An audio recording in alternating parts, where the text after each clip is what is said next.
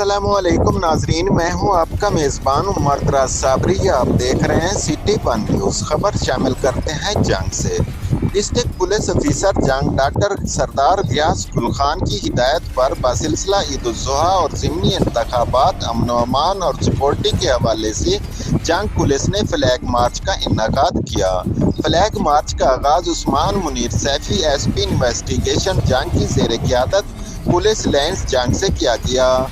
Flag march میں D S P S D P O city circle, D S P investigation, D S P organized crime, D S P traffic, جملہ S H O city circle, elite force, شائن squad اور rescue 1122 شریک ہوئے۔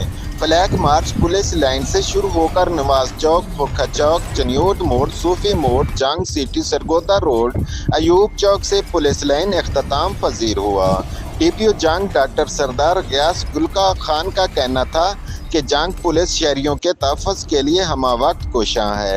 Flag march کا مقصد ضلع بھر میں بسلسلہ عید الاضحیٰ اور ضمنی انتخابات میں امن و امان کی صورتحال کو برقرار رکھنا ہے۔